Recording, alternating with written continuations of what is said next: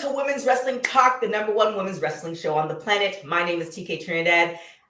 I have a new name, y'all. The Queen of WWT. I'm going to see how it fits. And I'm not alone. She is the host for In Cat We Trust. Please welcome Katrina Briley. Hey, everybody. What's up? Hey. And she is the host of a Wrestling Gal podcast. Please welcome Ella J. Hello. I'm happy to be here. Thank you for coming in. And she is the host and creator of the Hardy Wrestling Podcast. Please welcome Stephanie Hardy. Hey, y'all. I'm so happy to be here with you guys, as always, my WWT family. There it is. So we have a special show today in honor of the PWI 150. Such an amazing list. So many amazing women. It just going over it, just the whole thing, just beautifully presented. Gives me even goosebumps just thinking about it. But we're going to be talking about like our end of the business, being hosts and being content creators and essentially following the business. So my first question as like hosts and female hosts in a more male dominated industry, how do you guys feel in stepping into that? And what has been your experience thus far?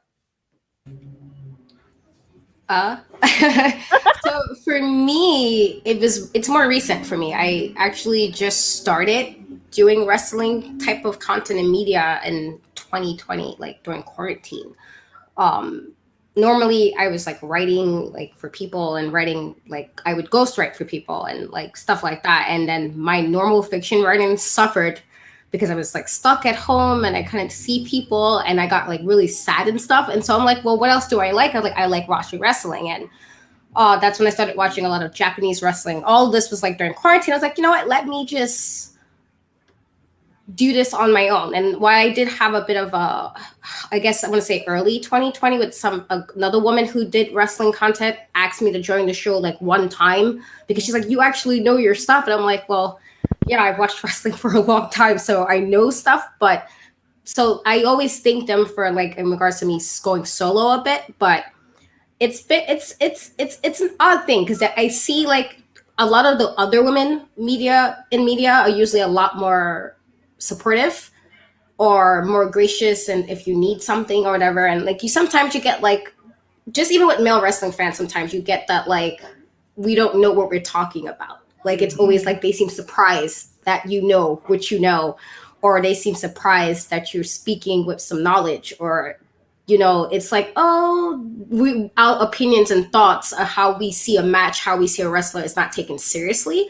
So I feel like that can be a bit like aggravating at times, and I feel like like my opinion is just as valid as your opinion, or my thoughts about this is just as valid as yours. I feel like that sometimes is annoying, but as far as everything else, it's actually been like pretty good experience. I got to meet some really amazing people within the last year, and just even the opportunities I got in. It was just like, oh, I didn't think I would be doing this a year ago, even doing stuff on camera, because I hated being on camera.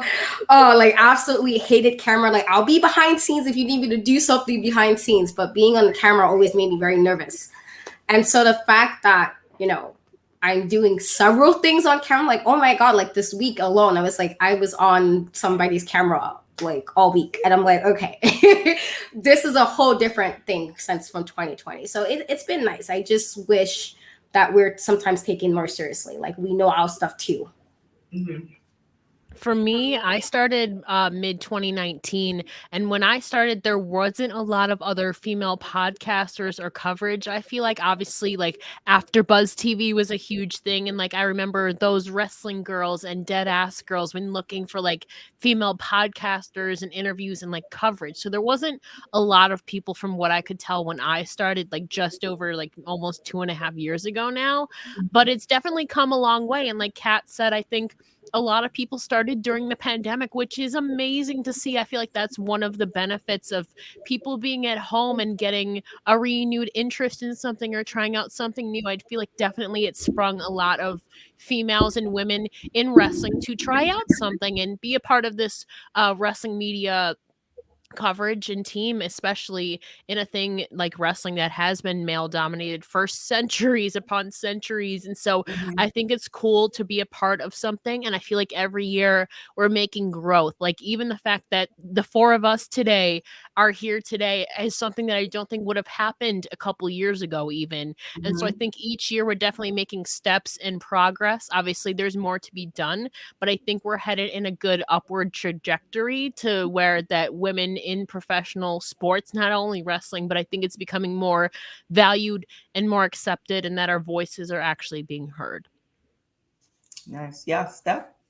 Well, for me, like Katrina, I started a little bit before the pandemic, due to wanting to just getting my thoughts about wrestling out there because I used to be an administrator for a Facebook page and that ended. So that was where I started my podcast from. So when I started, it felt like there were a lot of voices, like a lot of female voices and even a lot of male voices too, and I wasn't sure where my voice was going to fit or if anyone was going to listen to me, because when you think of podcasts, you think of people who are like experts in their field, who are, you know, like professionals, or like people who are like actors and stuff who start podcasts and stuff like that.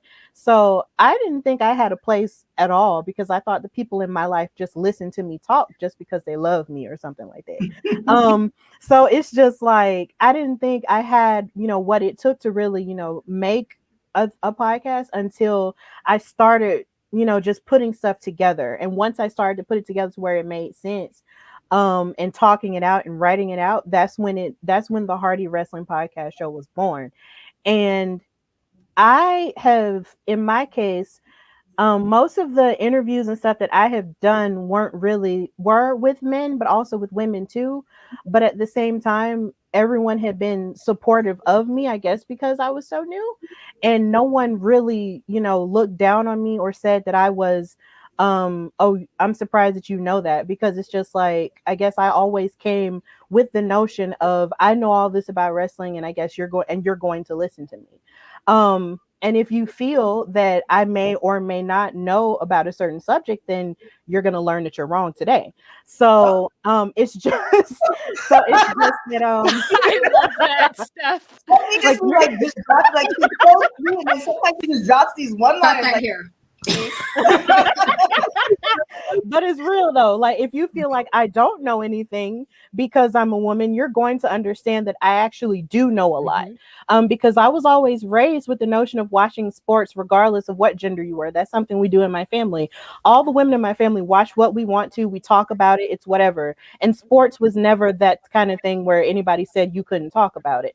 So a lot of people would be surprised, but at the same time, you know, they were just like, huh, I didn't expect that from you. And I use that as my superpower. So because you don't expect it from me, yeah, I got you. So it's just like that's kind of what it's like for me. But since I've started, I've, you know, gained more of a family, surprisingly, of people who I've never met in the flesh before. And people that I have met in the flesh, like you guys. And it's just the most beautiful thing. And there have been so many opportunities to come from that. I'm a host, I'm a creator, I'm a commentator now, and it's the most beautiful thing. I never thought I'd be in the business, but I am now, and I love it so much. Yeah, I definitely agree. Women's Wrestling Talk was Women's Wrestling Weekly, started in 2017. And we just had Medusa on the show. And Medusa, I credit Medusa for the reason that this show exists. At that time, I was on X-Pac's show, X-Pac 12360, and we were interviewing all these amazing people, which, you know, low-key, I didn't know how amazing some of them were. I'm now really realizing as I'm like deep diving and digging into a lot of stuff, but a lot of them were men. It was like 98% men. And I think we had, while I was there, it was maybe Gail, Kim, and then Medusa. I don't remember any other women being on there. And I'm like, there's so many other, and that's the time I was watching wrestling. So I was like, there's so many other wrestlers, like female wrestlers, like why aren't we, you know, interviewing them? And so that's how Women's Wrestling Weekly was born. And it was just really, you know, because of AfterBuzz and being partnered with AfterBuzz, and because of, you know, being on X-Pac show, it definitely granted me an opportunity to, and being in LA as well, it definitely granted me an opportunity to interview some really amazing people. But that only gets you so far. It's the hard work and the editing and all this other stuff. And I honestly, I know the pandemic was hard on me as well. But I think out of the pandemic, so many other great things came out of it for me personally, and with Women's Wrestling Talk. Like the reason, it kind of had this rebirth. And also on top of that too, it's like, I can't do all this work by myself. And I had this bigger vision of what I wanted to be. What I wanted it to be. And it was actually Sarah that was the one who's like, we need to get some more people. And I wanted to commit to that idea, but that in itself takes work too. And then we got the opportunity with Fight TV, and just so many opportunities have come from it. I do think some people and promotions are not necessarily taking us as seriously, but I think that's going to change in about a year. And also too, as far as female hosts, even 4 years ago, I could name, and this is more like commentator wise, not from the ones who are like in the major promotions, just in general that are circulating. There's only a few that I can name. And now I'm seeing a lot more people pop up, and not the same type of person. Different females, different looking females, like, just so many. Even if you look at Alicia Taylor, like, 10 years ago, we wouldn't seen her there. So it's just so amazing to see just so much diversity, coming along in the industry. And then also us creating our own lanes, a la Mission Pro. So it's one of those things where I'm a firm believer that you have to build it yourself, and then they're going to come. That's kind of the thing with branding as well. So I wouldn't say it was difficult, but it was definitely, you have to put in the work. If you don't want it bad enough, then you're always going to find an excuse. And then you're going to have that one interview sitting on your YouTube page for 3 years and say that you wanted to do this. Like, put in the work. And then it gets easier. And then you have people who believe in you, and then, they want to help. So with that being said, what do you think is the state of women's wrestling right now? It's better. Like, of course, I do believe there are things that need to be tweaked. I always think you need to be better and tweak things and become better in general as a person, as a promotion, whatever the case may be. So we're better. I do like, and I literally was just talking about this when I jumped off from a panel right before I got here. So we was talking about the Luna episode on Dark Side of the Ring, and how she kind of was like kind of shuffled out of WWE because at the time it was more meant to be pretty. And I said this was not a knock to any woman that was there during that time, because we knew what it was. This is what it was. But I'm so like happy now we get to see women getting in the ring. And yes, you can be pretty and beautiful and fabulous and do all of those things, but you can also kick some ass, and you can also put on a show, and you can also be a showstopper. And those things we would not, like, if I'm thinking back to how it was such a big deal that Trish Stratus and Lita main evented that Raw that year, and how it was such a big deal because we didn't see women doing stuff like that. And why I always liked Lita, because she was like super tomboyish, and I was like a tomboy, and like she was just like her in her own lane. I was hyped about that. So now we got, women like Sasha, and you got Bailey, and you have, Slamovich. You got people just around just kicking ass. And like I said, Bianca, we talked about that yesterday, but like the fact that she's bench pressing a human with one arm, like with ease, like smiling, like she just picking up a loaf of bread, like eat with ease. Like, and the fact that we get to see so much creativity and so much gracefulness, but also these are kick-ass women and so many promotions now. And I do love with Thunder Rosa, with the Mission Pro, because it's focused only on the fact that it's women out there that are just as amazing as the men. And that's what I love about wrestling right now. It's just, we're out, like, women wrestling's out there. It's not looked at, oh, this is the snack match. This is the match I go get my snacks. So this is not the match where I take a bathroom break. It's like, no, we want to watch and see what's happening. And I feel like even to the point where male fans are starting to realize that too, where it's like how we were always like, they're amazing, watch them, watch what we're seeing. And now they're starting to see what we already knew. And so I like that. Yes, they still need to tweak some things with how you get, like, some of the match times are like really short, and they're like, what is this? promotions do better. But I'm glad we get to see women, like I said, do their thing and kind of strut their stuff all for everybody to see. I'm grateful for that. And I could piggyback off of that. The numbers for Women's Wrestling Talk, and even Denise Salcedo posted about this as far as the numbers of male to female viewers. Our viewership for males is about 78%.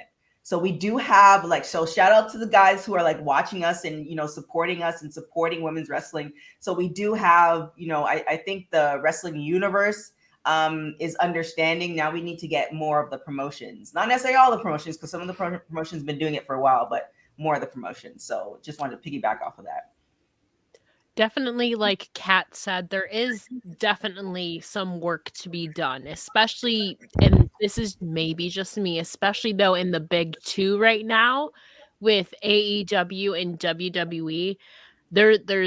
They've made some steps, but then there's also been a lot of regression, and they've made some steps, and then they've gone back a few steps, and so it hasn't been consistent. But like outside of that, like you said, Kat, Mission Pro, there's been a plethora of all women's companies coming up this year, like WWR Plus, Capital Championship Wrestling. Of course, there's like Stardom, there's Flawless, there's Pro Wrestling Eve, that is also a main staple. Yeah, there's a lot of all women's promotions nowadays, and I feel like the bar was really set outside of the big two And this wow. year. Yeah. And the Belladonna division. Exactly. And there's even more, like there's Femme Fatales, and again, that's just some we've listed off. The bar has been set outside of the big two. Like Impact's been doing a great job with their women's division. The independent scene has been growing massively, obviously with all women's shows and all women's tournaments, like Ring of Honor did that, NWA Empower, Knockouts, Knockdown. I feel like women outside of the big two are really granted a lot of opportunities and real trust in showing that women's wrestling does draw, and that it does matter, because it does. And I feel like they've proven over and over again. And just the fact that even now we've seen some all women's promotions grow and sprout just this year, and it's ever evolving, and more women are getting more than one match on a card, and there's becoming more faces on those posters, which normally would feature maybe one or two women. If we're lucky, now we're seeing a bunch of them. And so I think, again, outside of the big two, women are really been drawing a lot, and the bar has really, really been set high. Obviously, nothing is perfect, but I think we definitely made a lot of strides this year. There is a lot of work to be done, but if there's one thing that this year has proven, it's that people love women's wrestling and value it. Now it's just up to the companies to cater to it and put in the work to showcase and trust in their women. Well, when I think of that, I just can't help but think about all of the stories that I've heard in the past few years about women being misused and even in most cases abused by the wrestling business. And when I think about all of those stories, I know something that I said a couple of episodes ago on my show is that I feel that the wrestling industry owes women everything. And I feel like in the past 5 to 7 years, we have seen women make stride after stride after stride in terms of equality, and in terms of the fans fighting for equality on behalf of women's female talent. And it's been amazing for me to see, because honestly, I remember being a little girl and just hoping that the women could fight, because I would watch the men fight all the time. But the idea of watching these men fight for hours on end, but only seeing the women get like a crumb used to upset me. Little Stephanie was pissed off. And it's just to see it grow now with me as an adult. It means the absolute world to me to see so many women who have as much, if not more, technical prowess be able to showcase that on an everyday basis. Like it's like Katrina mentioned with the main event with Trish and Lita. It's like you wake up every day now, and if the women are main eventing a Raw or a SmackDown or an NXT 2.0, that's the norm. And that is a beautiful thing. And with so many other promotions that are sprouting up and taking place, it's showing that women are getting their inheritance from wrestling as a whole. And I cannot wait to see us take more of that inheritance with each passing year, because it's our time. And when it is our time, we have shown time and time again that we can knock it out of the park every time. And of course, there are other things that can be improved upon, like equal amounts of time, more women working backstage, writing, deeper, more fleshed out stories, because we don't just fight over, little stuff, and we just don't fight over, That's dudes. right. Mhm. Like, we don't just fight over dudes. Like, there's so much other stuff that we fight for outside of those two things. So the more women we have backstage writing the stories and putting the stories out there, the better it will become. But aside from that, like, there is a great inheritance that women deserve from wrestling, and we are destined to get it. And we are going to get it either if someone gives it to us or we have to take it. Ooh, Stephanie's very. That's coming for it today. I'm here I for it. know. About to have me be like, amen. Like, I know. I like it. I like it. Yeah, I want to retweet everything you guys said. It's just one of those things where I think the frustrating part for me is, like, I think everybody, like, it's not even the talent of wrestlers, female wrestlers, is just so crazy right now, because if you talk to somebody like a Medusa, or if you talk to, oh dang it, I'm seeing her face but I can't think of her name, she's one of the trainers at WoW, and you talk about like how they got started, or it's just one of those things where they didn't have wrestling schools. I'm saying it wasn't like you can go to different states and there's 3, 4, 5 different wrestling schools that you can go to. So a lot of these women that are coming out now, they're just so talented, and so the talent is not the question. The question now is like the opportunities and like the storylines, and they are getting more time. But when you look at like you were saying, Ella, like the big two, it's like one of those things where you have the Queen's Crown. It's like, what was that? Like, there, I think it was both Mickey James and Maria Kanellis that was saying that when Evolution happened, WWE just kind of summed it up to, well, there weren't enough views, but you guys didn't put work into it. Because around that time, I think it was either Crown Jewel, or there was a promotion that was their pay-per-view that was happening in Saudi as well around the same time. And Evolution was just like, oh, by the way, here it is. Yeah. And they did the same thing with Queen's Crown. And it's just kind of like, okay, well, if you don't put in the effort, like put in 100% behind it, and then say, we did everything that we could. We put our last dollar in it. We put all the promotion in it, all this stuff. And it's still, the views were this much, and we lost this much, then that makes sense to me. But as a business person, like, it doesn't make sense if you're half-assing it and you're saying it didn't work. So that part is really frustrating. With AEW, I actually said this during the Medusa interview, and I need to clip out that part. Medusa say what I said was, full of crap. I was like, AEW, we should give them a little bit of a chance because they're still starting out. But Medusa's like, F that, we're here. So I'm going to fully agree with that. It's like, it's not, they're giving a lot of other people chances. So why not the women, and, more of a storyline. And they have 4 shows now. So, and a reality show. So Exactly. Right. And if there's not enough people, then you need to hire somebody. And it's just kind of like, there is enough people, though. That's the thing. No, I mean behind the scenes. Oh, behind the story scenes. wise. Got it. Think about it. Yeah, if you think about it, it's like one of those things where some guys get it. Some guys can write a storyline. It doesn't matter who they are, because they understand the dynamics of different people. And some guys just see it as they see it. And you need, like, why not have a woman or a couple of women's backstage, or a couple of women writers, putting in the stories and pulling it from different areas. Like, there's so many different stories that I think of for both WWE and AEW that I think would be absolutely amazing, because we're seeing it in real life and it's taking off, opposed to some of the stuff that, happens. So I think the state of women's wrestling is, even when Women's Wrestling Weekly started to now, it's so much better. But obviously there's a lot more that could be done. And I really would love to see, and apparently it's not going to happen again. I mean, I think they just try to pacify us with the Queen's Crown. But I really love to see evolution, like a real evolution. Right. Before a lot of these ladies, a la like a Trish and Alita, and even Medusa said she's willing to come out of retirement. Like, ladies who can still go, like before a lot of these ladies where they can't go.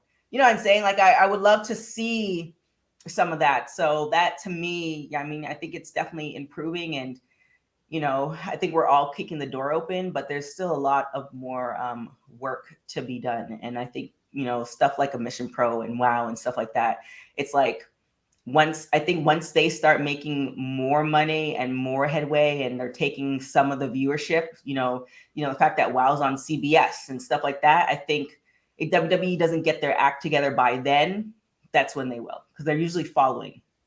They're not leading when it comes to women for some reason. Mm-hmm. I don't know why. Now, as far as female wrestlers, which wrestler? And you guys might have a few, so we'll narrow. I'll cap it off at 3, because I know when I ask questions like these, people always give me like 3 to 5. It's like I'm going to cap it at 3. But which female wrestler inspires you and why?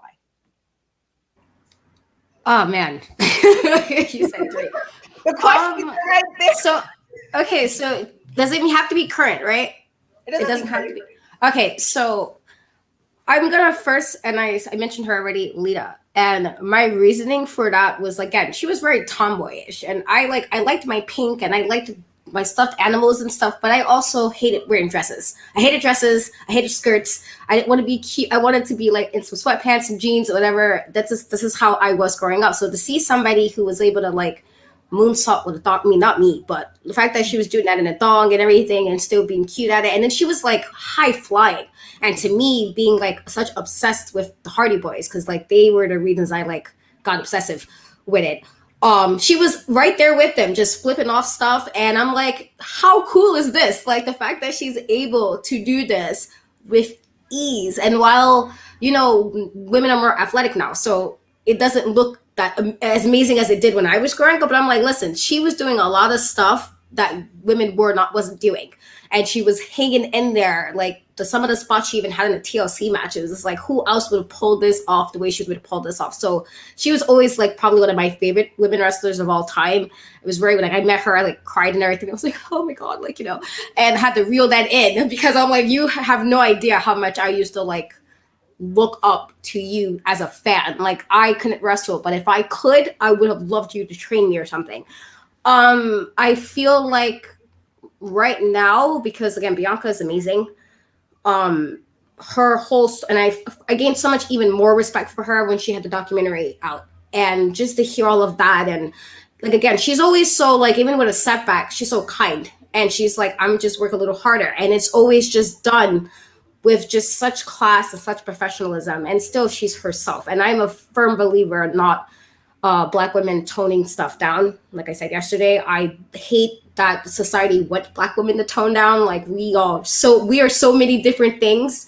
We're not stereotypes. And so the fact that Bianca's able to kind of embody all of that, she's like somebody that I just really inspired by. And then I feel like I will tie it, because for different reasons, Jackie, Jacqueline, and Chyna. Chyna was really like, Chyna set the bar real high back then, as far as what she was doing with men in the ring. And like how I always was like, oh, she's about to kick some ass now, and she get in there, she scowl a little bit, and you see her throwing people across the ring, and I'm like, yo, that's so cool. Like as a kid, like this woman is super strong. And then Jacqueline, she was like one of the first Black women I got to see on TV growing up during that Attitude Era. And Jackie was like so like poised, and always, again, she won the hardcore title. And to me, I was like, oh my God, you can do that, and you're Black, and able to do that. And not like, they did some stuff I didn't necessarily like with her character at times, but she was still super cool when she was there. I was actually mad at how long it took them to put her in the Hall of Fame, but that's another rap for a different day. They took a little too long for my liking to put her in the Hall of Fame. But she was just one of the first Black women I got to see in wrestling. For a big wrestling fan like I was, when you see like all these guys and you got all different dudes and everything else, and you didn't really see many Black women. So for her to be that badass, and she was also hanging in there with a lot of the guys who was training a lot of people back then too. So those are people like I would say are probably like me closing my list down that inspires me. Do you want to go ahead, Steph? Oh, I can go. You can go, Ella. Mine is obviously super obvious. I have a few But I'm TK, like like I'm waiting. I'm seeing who you're gonna say it first. like it's this woman right here, Mickey James, because like it's just crazy like how full circle things have come. Like Mickey James was my first memory and introduction to women's wrestling. Granted, the whole Piggy James storyline was not tastefully done. However, I did really resonate with it and really empathize with her because during that time I was going through a lot with like body insecurities and struggles with acceptance and all of that. Um, so for me it like gave me an escape, but also somebody I was like, oh, there's like like I can relate to this as well. And then she overcame like cool at the Royal Rumble, and I was like, this woman is so badass, and of like I just think every day that like she was the first person I remember seeing, and like obviously she has great in-ring work and stuff, but like that like storyline really helped me at a time where like I didn't believe in myself, and a time where I was like a very dark place in middle school and then going into high school, and then hearing her story outside of the ring to a couple years later, coming like overcoming abuse and all of the struggles she went through personally and in her childhood really just made me love and respect her even more, and it really again inspired me to keep going forward because she went through some things that like I could relate about with like self-love and all of that. And so she's now at a place where of course she's had these highs and these lows, she's been champion, but she's also overcome so much this year with people telling her that like women's wrestling doesn't make money, women's wrestling doesn't matter, and yet she still continued to put her heart into everything she did. She stepped up in situations where said company needed a woman. She stepped up in she showed up even when she wasn't being used, and then she turned that into a positive and led her own freaking pay-per-view and put it all together. So that to me, like personally, and of course I would love her in-ring work, but she will forever always be my biggest inspiration in terms of women's wrestlers. Okay, and who's the second one?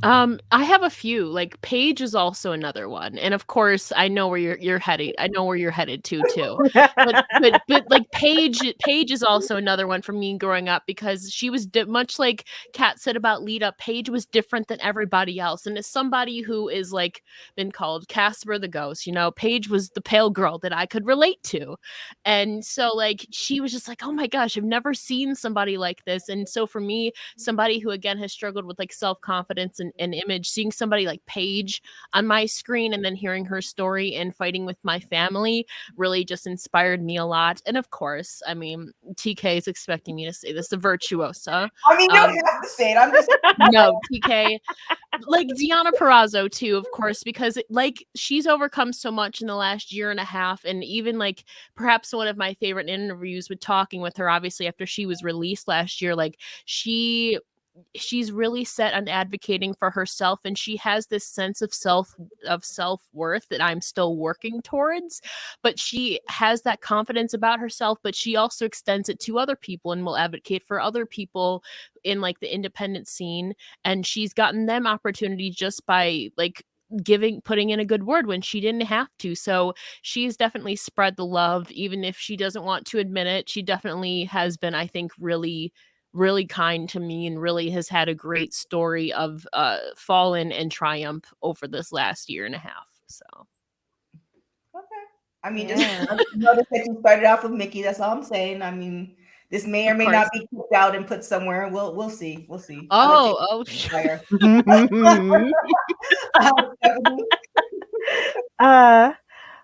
I would say Sasha Banks is my number one. I feel like she is the absolute GOAT of women's wrestling, because the reason why she inspires me is because she's a constant student.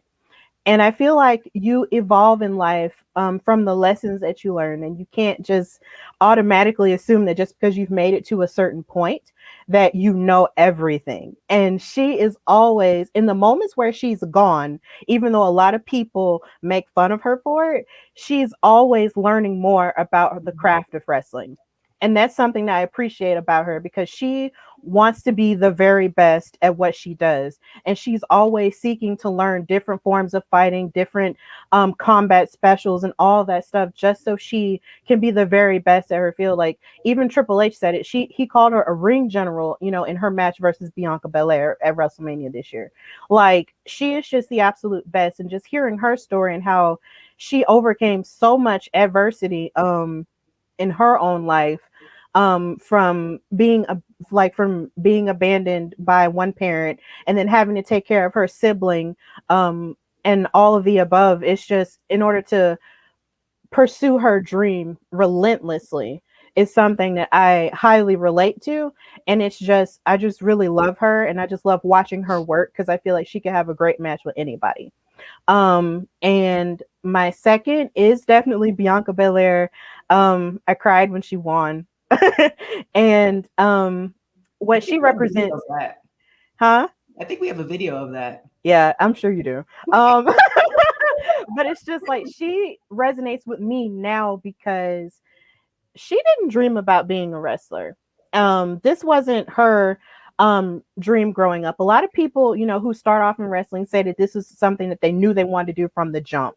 She did not, you know that. And that resonates with me, because I didn't know that I wanted to do anything in wrestling either, because I started off in a whole nother career path, which is another story.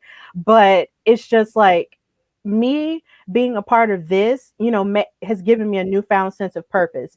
And her finding wrestling gave her a newfound sense of purpose and in such a new way. And she didn't think that she would ever, you know, succeed that much in wrestling, but look at everything she's accomplished. And you can't, you know, look past her at all. And I'm just really inspired by her just being who she is, like Katrina said, and being proud of her heritage and being proud of where she comes from, and just using that to sort of push her towards this mindset of being the EST. Like, that inspires me in such a huge way. And if I had a third one, I would say Naomi, simply because she just radiates she just radiates confidence and beauty, and she is definitely like the definition of perseverance.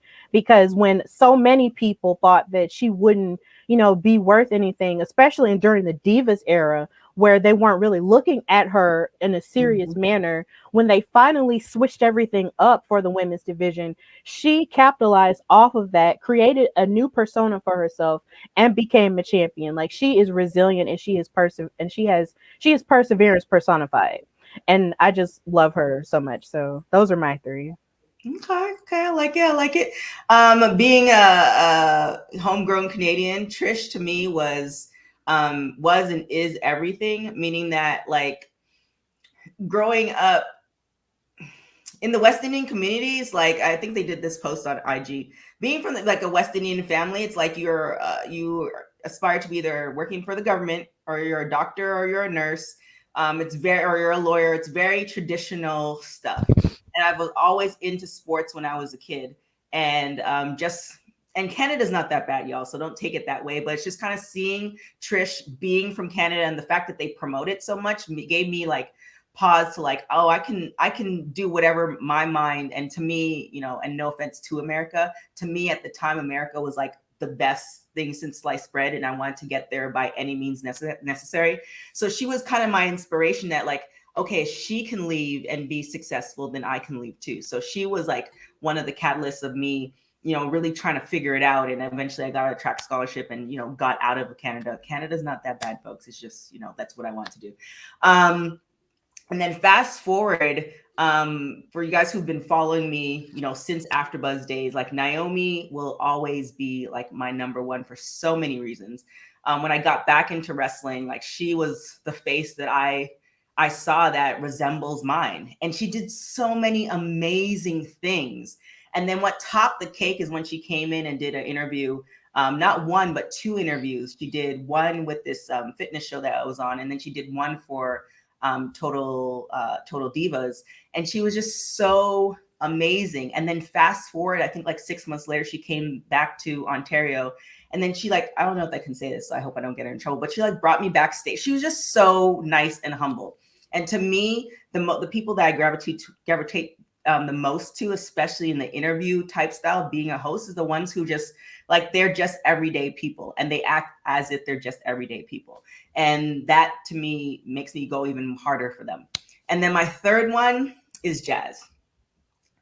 Woo! When she came on the show and she cut that promo before NWA kind of got the ball rolling again, man, it was just, she is just everything. And then when I met her in person at NWA, and she was just like, I mean, my auntie. Like, I don't know how else to put it, but like, I think everybody has an aunt like her. It's like, she does amazing things, but she'll also tell you like, you're messing up your life. This is what you should do. I don't know how to explain it, but Yes.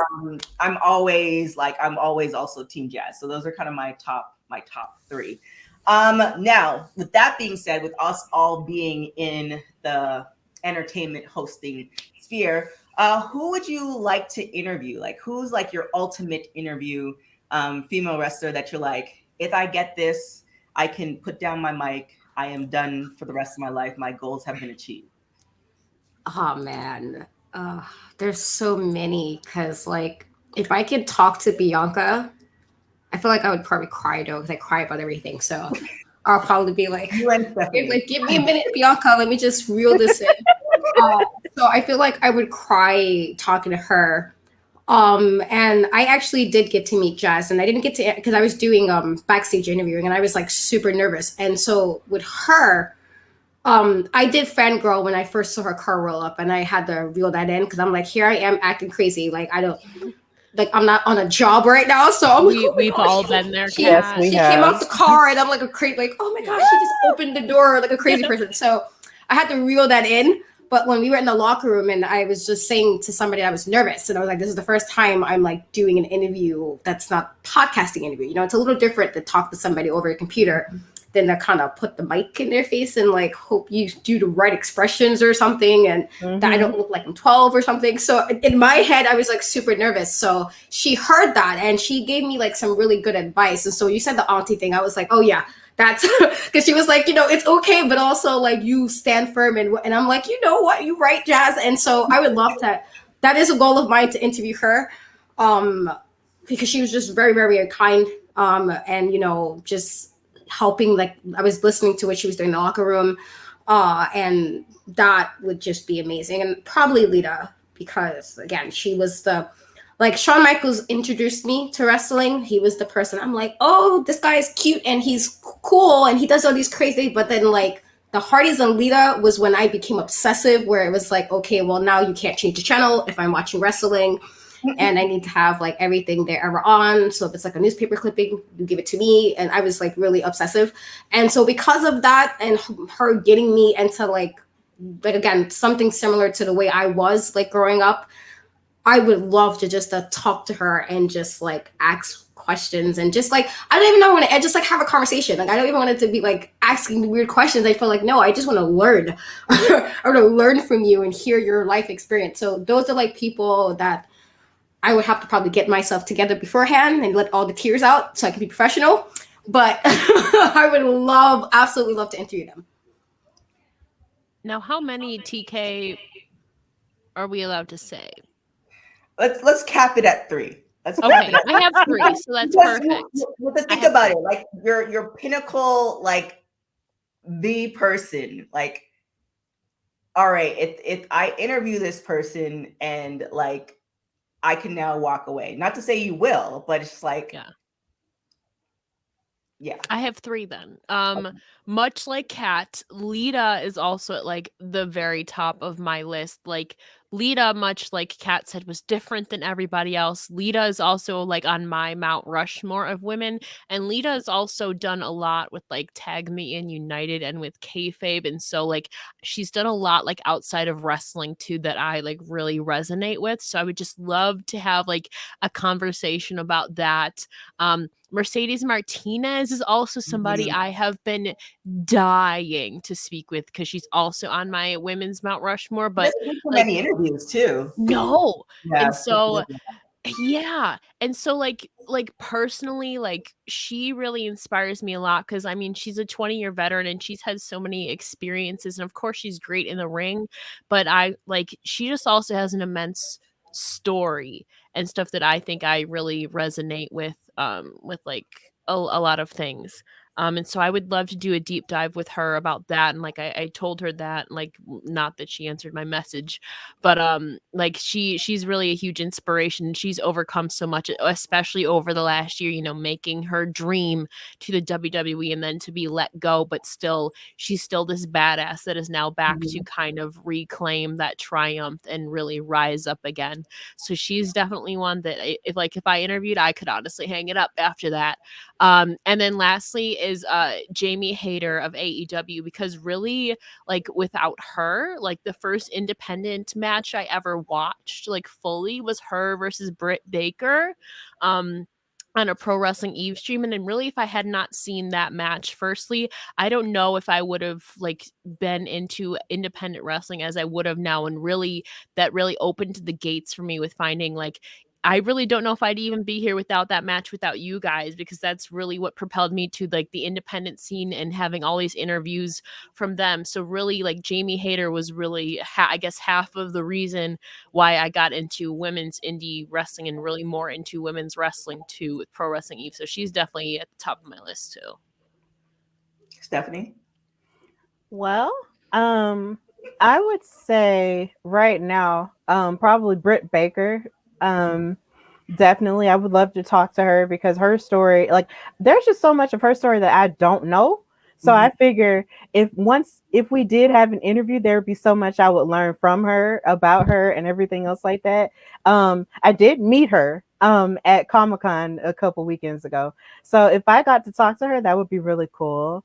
I would love to also talk to Sasha because that's my goat. And one other woman. More than likely I probably just Bianca too. And I would think about hanging it up, but honestly, I don't quit things. So Fair, fair. yeah. So one of these answers is gonna be controversial, so I already, expect y'all faces to be, a little thing. But I feel like the way the show is going that I really do want to interview Bianca and Sasha, but I believe that's gonna happen. These to me are interviews that's gonna take some time. So for instance, getting that Trish Stratus interview took 2 years. It was 2 years in the making. So but I'm so thankful for that. And I think even after that interview, I didn't want to say I was ready to hang it up, but it kind of gave me the energy to kind of keep pushing. So my three, first off, is gonna be Stuffy Mcmahon. I really want to kind of pick her brain as far as like, one, what do you do when you're off air? Like, I know she has a job with WWE, but I'm just trying to figure. I just want to, like, just being the nosy person that I am. I just want all the tea. Like, what decisions do you make and all this other stuff. And how can women's wrestling improve for WWE? And what, like, are you the shot call in there? How can we make you the shot call? Like those type of questions. So I'd love to interview Stuffy McMahon. And then just because this woman has been getting a lot of controversy, and I'm always a journalist first, and I want to know both sides. Tessa Blanchard. And I don't necessarily agree with a lot of stuff that's happened, but she hasn't done an interview. And I would love to find out like her side. That doesn't mean that I agree with it, but I'd love to find out her side. So that's one. I don't think it's going to happen, but and I also wouldn't hang up the show for that. But I would love to just what do you have to say, opposed to like just some random tweet saying that she didn't do it. And then the third one, dang it, I had her face and then I just forgot it. I think those are probably the two in the like extreme polar opposites that, like, if that happens, like, it's going to be a very long time for it to happen. Other than that, I think the show is very capable of having everybody that you guys just said coming on the show.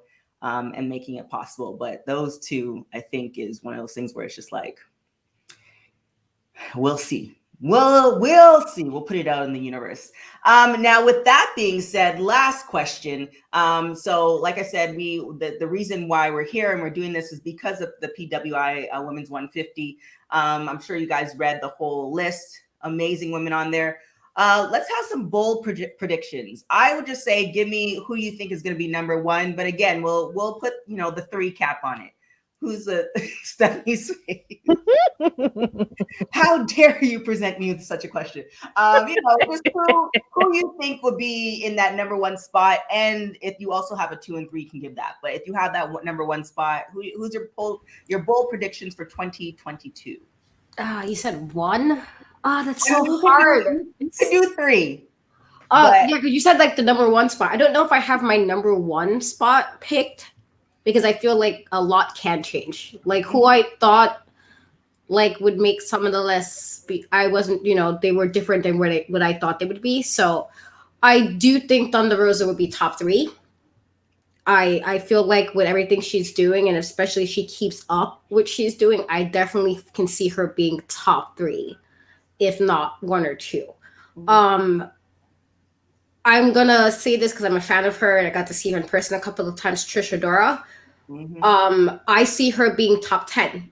Honestly, I felt like she should have been top 10 this year. I got it why she wasn't, but just like I said, everything she does with both men and women in the ring, and she's always like just so graceful, and just like she has like that just elegance, everything. And like I said, even sometimes when she's kayfabing it up on Twitter, and I'm just like, you know how to keep the story going. Even if the match ended, you're still keeping that story going for a match you did 3 months ago. And like, so I feel like she's just such an amazing wrestler. And again, I got to see her wrestle with Jess, and that was like amazing to see them work together. And like with the other 2, I mean, I think Brooke Valentine was on the list as well. I think she'll be a little higher. And then I'm gonna say, I just recently interviewed her too, but Billy Starks. Like I said, she's so, I feel like she's going to be a lot higher. Like I said, she's so new in this, but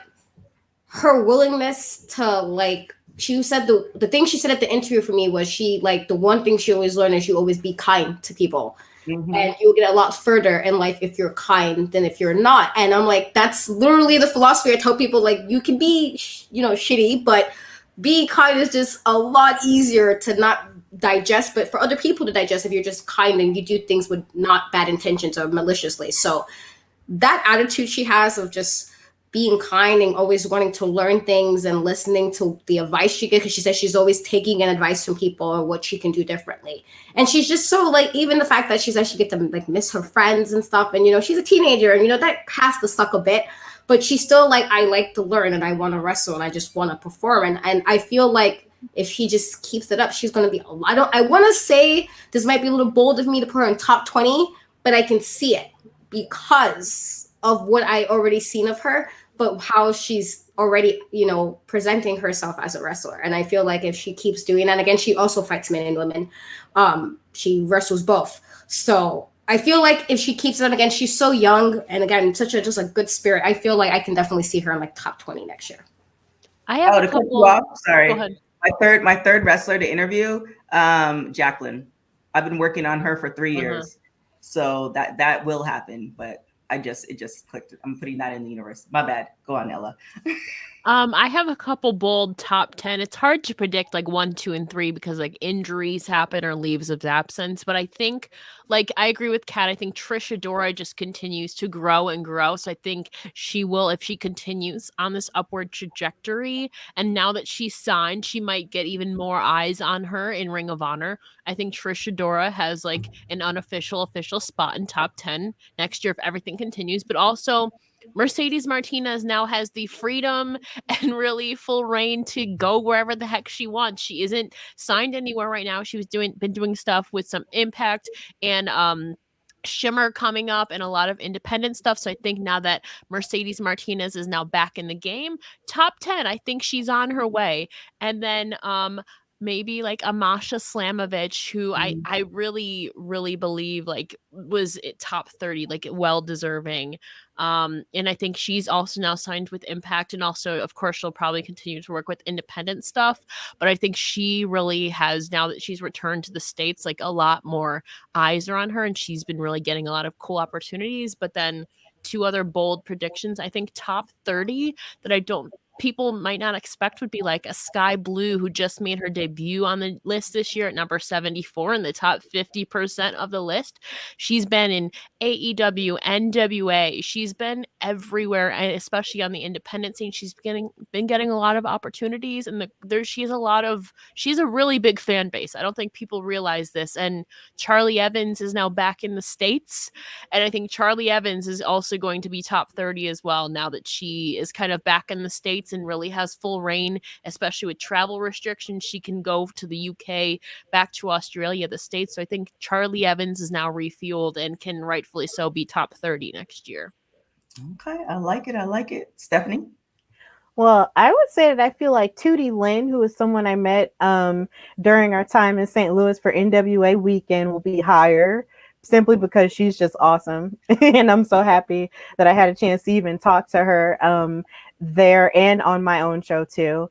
And honestly, my only prediction for number one would be the fact that I feel like number one will be outside of the E. Number one will be outside of the E. So that's really all I can say, because there's just so much talent on that list.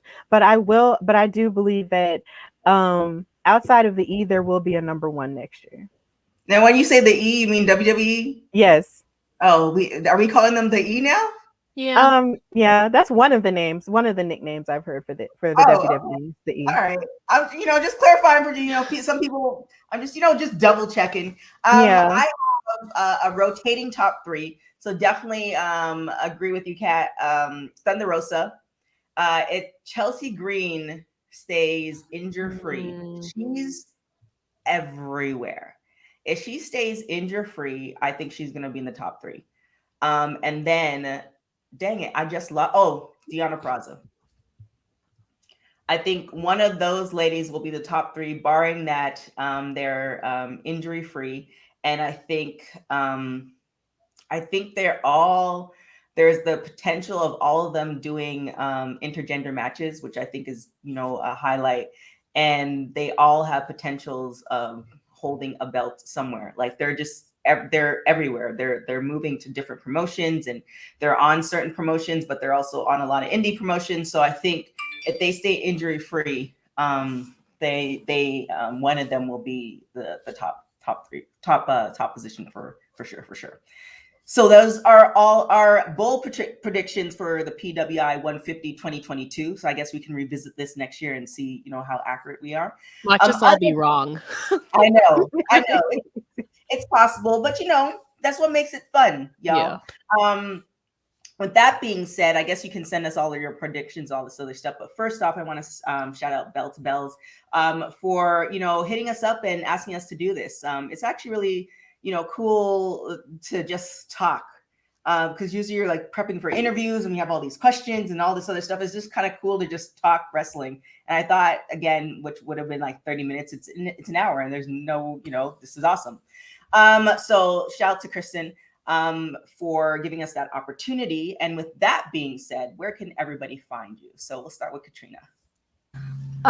You can find me YouTube, Twitch, Facebook on In Cat We Trust, and then you can find me on Instagram and Twitter. In Cat We Trust is a 3, and I write for multiple sites, multiple now. So if you want to read something I write, I'm also on Women's Wrestling Talk for there, but I'm on like 2-3 other sites where I'm writing about like all types of wrestling. It's getting crazy. So find me there, catch me there, and you might catch me being shady on Twitter. Sometimes I do get a little shady, on Twitter. Or, me randomly posting like my throwback pictures on Instagram, because I do like the cool, like old school wrestling pictures. I'm like, oh, that's cool. I'll post it. So you can catch me there pretty much. And hopefully on Medusa's Twitch in November, fingers crossed. You guys have to watch that interview. That was like such a, I felt like, that little meme where Homer Simpson just backs up into the bush. That's what I felt like. Yeah. It was like, I wish I could stream and play. I just don't. I'm just gonna let you all talk. So move it to witness. Ella J, where can everybody find you? Let me first say all three of these ladies are booked and busy. Like these ladies they stay working. So kudos to all of them. So don't come at them half-assed if you want them to do something for you. Like come correct. That's all I gotta say. Ella J, where can everybody find you? Yeah, like TK said, like booked and busy. Obviously, you can follow me on Twitter at It's Ella J, and in my bio is a link tree to all of my links to Women's Wrestling Talk, A Wrestling Gal, Bell to Bell's Wrestle Zone, and SC Scoops, and a few other things that I do. But you can mainly follow me on Twitter at It's Ella J. And Miss the Stephanie Hardy, where can everybody find you? Well, you can follow me on Instagram and Twitter at Queen Steph Hardy. And you can We love today, a queen. let me tell you. Yes. Like Zelina Vega, I am the queen of my world. And you can also follow my show, The Hardy Wrestling Podcast, on Instagram at Hardy Wrestling Podcast, like the Hardy Boys, and on Twitter at Hardy WrestlePod. There it is. And make sure that you're following everything Women's Wrestling Talk. Check out our website at www.talkpod.com. We have some amazing articles there. We have all our interviews up there. We have merch up there. It's an amazing thing, y'all. And make sure you're following us on all social media platforms at www.talkpod. And you can follow me on everything. And you can Google me. It's all there at TK Trinidad. Till next time, guys. Or follow us. You'll see. Ciao.